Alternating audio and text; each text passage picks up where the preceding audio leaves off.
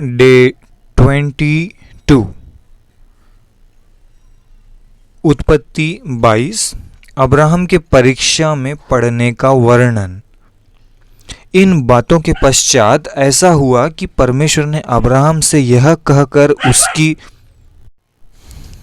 उसकी परीक्षा की, हे अब्राहम, उसने कहा, देख मैं यहाँ हूँ।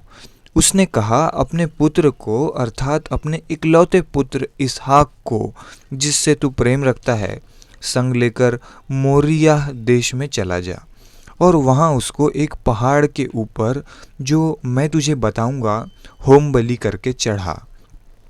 अंततः अब्राहम सवेरे तड़के उठा और अपने गदहे पर काठी कसकर अपने 2 सेवक और अपने पुत्र इसहाक को संग लिया और होम बलि के लिए लकड़ी चीर ली। तब निकलकर उस स्थान की ओर चला जिसकी चर्चा परमेश्वर ने उससे की थी। तीसरे दिन अब्राहम ने आंखें उठाकर उस स्थान को दूर से देखा और उसने अपने सेवकों से कहा, गदहे के पास यही ठहरे रहो। यह लड़का और मैं वहां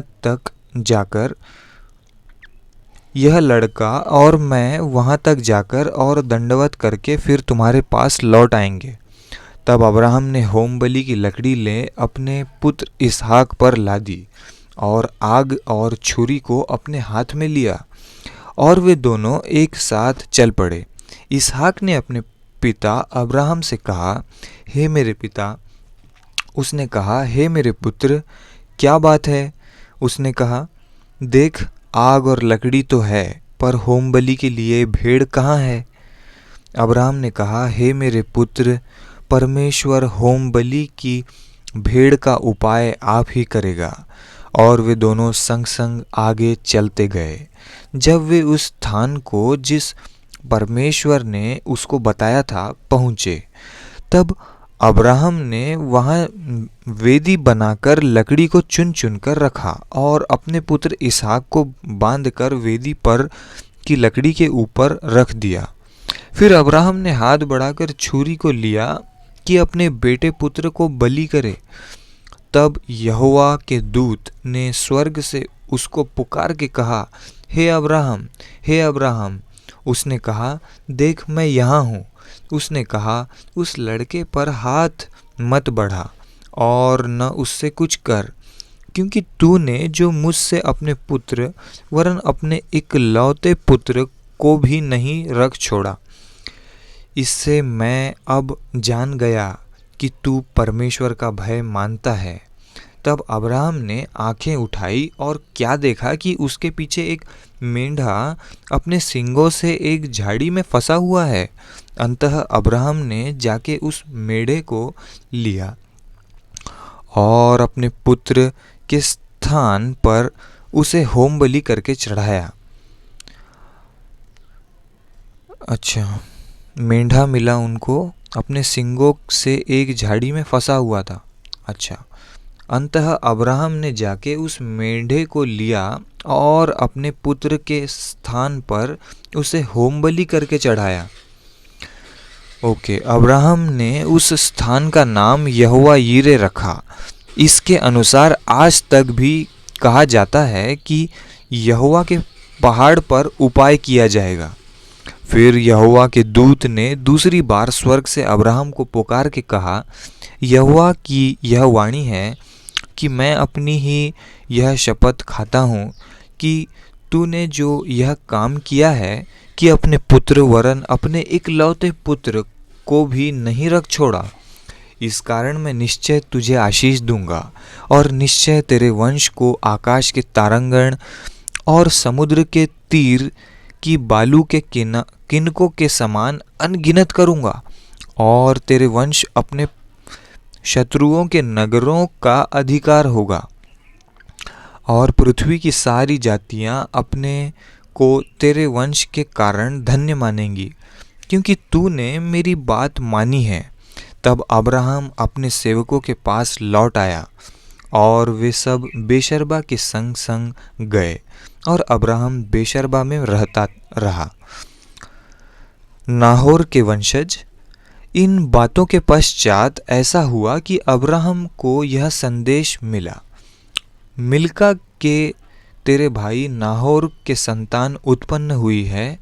मिल्का के पुत्र तो ये हुए, अर्थात उसका जेठा उस, और उसका भाई बुज, और कमुएल जो अराम का पिता हुआ। फिर केसेद, हेज्जो, पिल्दाश, यिदलाप और बतूएल, इन 8 को मिल्का ने अब्राहम के भाई नाहोर के द्वारा जन्म दिया। और बतूएल से सिबका उत्पन्न हुई। फिर नाहोर के रूमा नामक एक रखेल भी थी, जिससे तेबह, गहम, तहश और माका उत्पन्न हुआ। इस प्रकार उत्पत्ति 22 समाप्त हुआ। अब बारी है डे 22 के लिए, भजन संहिता 43 और 44। हे परमेश्वर, मेरा न्याय चुका और विधर्मी जाति से मेरा मुकदमा लड़। मुझको छली और कुटिल पुरुष से बचा, क्योंकि हे परमेश्वर तू ही मेरा शरण है। तूने क्यों मुझे त्याग दिया है? मैं शत्रु के अंधेर के मारे शोक का पहिरावा पहने हुए क्यों फिरता रहूं? अपने प्रकाश और अपनी सच्चाई को भेज, वे मेरी अगुवाई करें। वे ही मुझको तेरे पवित्र पर्वत पर और तेरे निवास स्थान में पहुंचाएं। मोदी भौंक रहा था। तब मैं परमेश्वर की वेदी के पास जाऊंगा और उस ईश्वर के पास जो मेरे अति आनंद का कुंड है। और हे परमेश्वर, हे मेरे परमेश्वर, मैं वीणा बजा बजा कर तेरा धन्यवाद करूंगा। Let me underline this. हे मेरे प्राण, तू क्यों गिरा जाता है? तू अंदर ही अंदर क्यों व्याकुल है? परमेश्वर पर भरोसा रख, क्योंकि वह मेरे मुख की चमक और मेरा परमेश्वर है। मैं फिर उसका धन्यवाद करूंगा। 44। हे मेरे परमेश्वर, हमने अपने कानों से सुना, हमारे बाप दादों ने हमसे वर्णन किया है। इसको मैं अपने फैमिली ग्रुप में भेजूंगा। बाप दादों ने लो, हे परमेश्वर, हमने अपने कानों से सुना, हमारे बाप दादों ने हमसे वर्णन किया है कि तूने उनके दिनों में और प्राचीन काल में क्या क्या काम किए हैं। तूने अपने हाथ से जातियों को निकाल दिया और इनको बसाया। तूने देश देश के लोगों को दुख दिया और इनको चारों ओर फैला दिया, क्योंकि वे न तो अपनी तलवार के बल से इस देश के अधिकारी हुए और न अपने बाहुबल से। ये देखो, ये बाइबल कब छपी और बाहुबली पिक्चर कब आई? सब चोर हैं, मूवी वाले, बॉलीवुड चोर है। हैशटैग देखो बाहुबल। एनीवेज, माफ कर दो बॉलीवुड को। परंतु तेरे दाहिने हाथ और तेरी भुजा और तेरे प्रसन्न मुख के कारण जयवंत हुए, क्योंकि तू उनको चाहता था। हे परमेश्वर, तू ही मेरा महाराजा है। तू याकूब के उद्धार की आज्ञा देता है। तेरे सहारे से हम अपने द्रोहियों को ढकेल कर गिरा देंगे। तेरे नाम के प्रताप से हम अपने विरोधियों को रौंदेंगे, क्योंकि मैं अपने धनुष पर भरोसा न रखूंगा और न अपनी तलवार के बल से बचूंगा। परंतु तू ही ने हमको द्रोहियों से बचाया है और हमारे बैरियों को निराश और लज्जित किया है। हम परमेश्वर की बढ़ाई दिन भर करते रहते हैं और सदैव तेरे नाम का धन्यवाद करते रहेंगे। तो भी तूने अब हमको त्याग दिया और हमारा अनादर किया है और हमारे दलों के साथ आगे नहीं जाता। तू हमको शत्रु के सामने से हटा देता है तू हमको शत्रु के सामने से हटा देता है और हमारे बैरी मनमाने लूट मार करते हैं। तूने हमें कसाई की भेड़ों के समान कर दिया है और हमको अन्य जातियों में तितर बितर किया है। तू अपनी प्रजा को सेंत में बेच डालता है, परंतु उनके मोल से तू धनी नहीं होता। तू हमारे पड़ोसियों में हमारी नामधराई करता है और हमारे चारों ओर के रहने वाले हमसे हंसी ठट्टा करते हैं। तू हमको अन्य जातियों के बीच में उपमा ठहराता है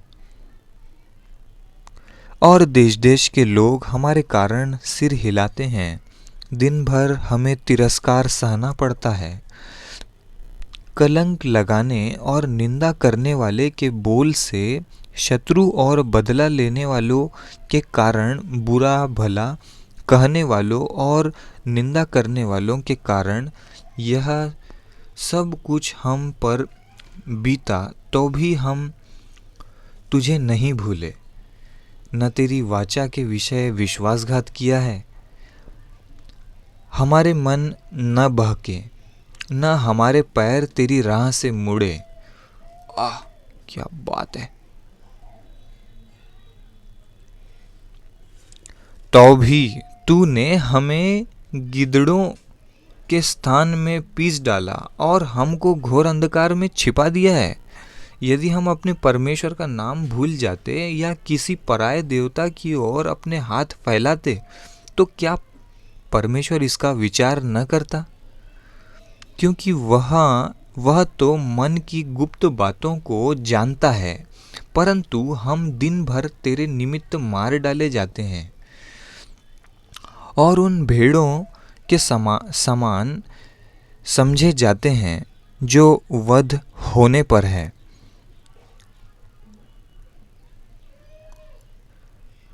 हे प्रभु, जाग, तू क्यों सोता है? उठ, हमको सदा के लिए त्याग न दे। तू क्यों अपना मुंह छिपा लेता है और हमारा दुख और सताया जाना भूल जाता है? हमारा प्राण मिट्टी से लग गया, हमारा पेट भूमि से सट गया है। हमारी सहायता के लिए उठ खड़ा हो और अपनी करुणा के निमित्त हमको छुड़ा ले। इस प्रकार भजन संहिता 44, 43 और 44 कंप्लीट हुआ। आइए सुने नीति वचन 22। बड़े धन से अच्छा नाम अधिक चाहने योग्य है। बड़े धन से अच्छा नाम अधिक चाहने योग्य है। बड़ा धन और नाम, इसकी तुलना हो रही है। और सोने चांदी से दूसरों की प्रसन्नता उत्तम है। ओके,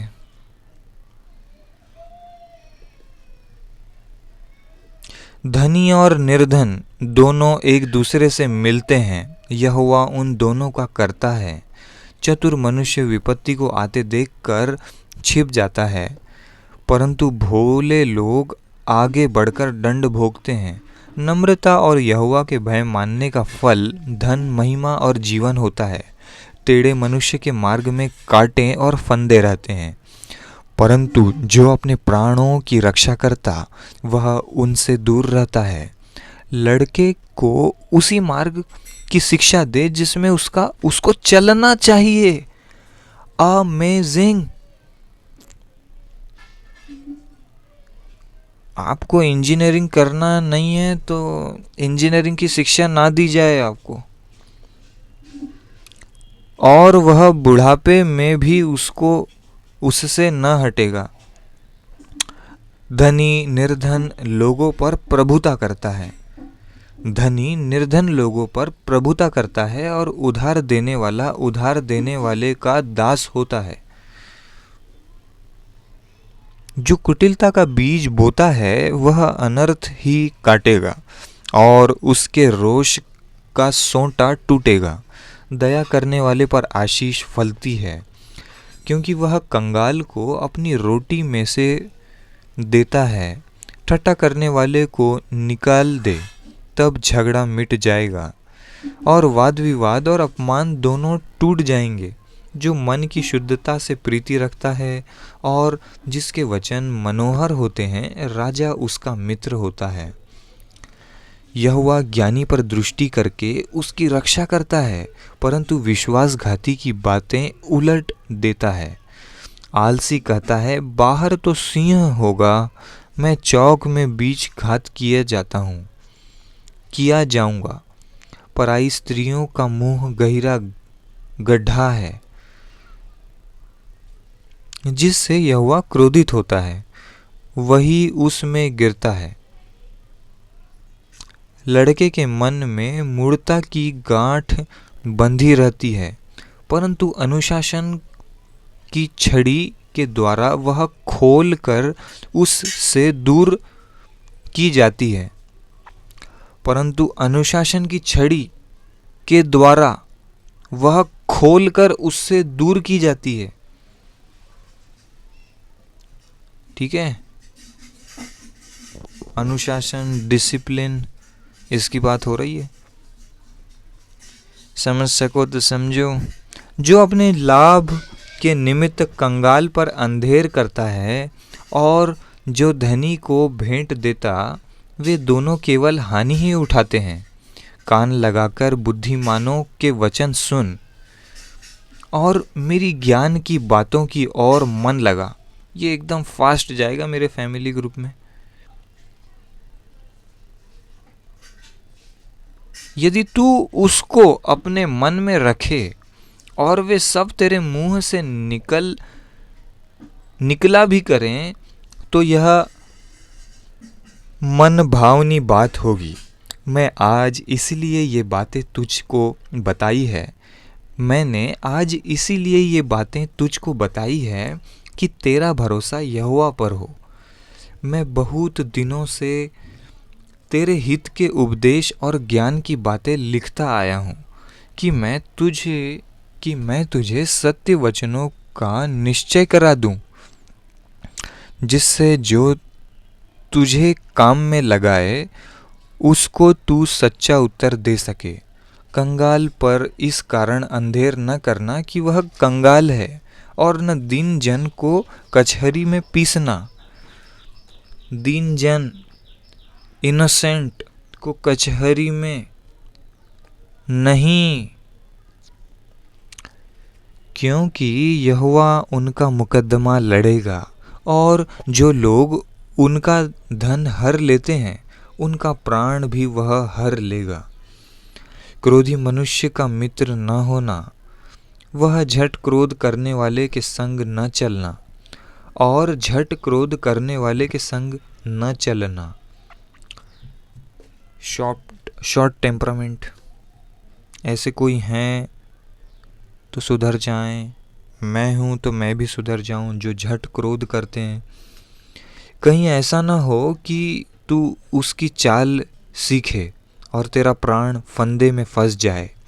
जो लोग हाथ पर हाथ मारते और श्रेणियों के उत्तरदायी होते हैं, उनमें तू न होना।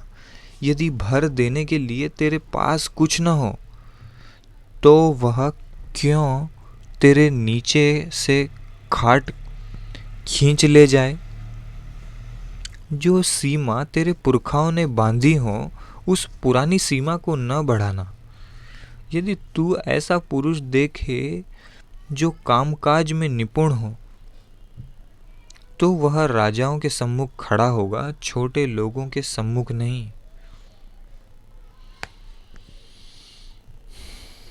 इस प्रकार नीति वचन 22 डे 22 के लिए कंप्लीट हुआ। ये देखते हैं मत्ती 22 में क्या लिखा है। विवाह भोज का दृष्टांत। यीशु फिर उनसे दृष्टांतों में कहने लगा, स्वर्ग का राज्य उस राजा के समान है जिसने अपने पुत्र का विवाह किया और अपने दासों को भेजा कि निमंत्रित लोगों को विवाह के भोज में बुलाए।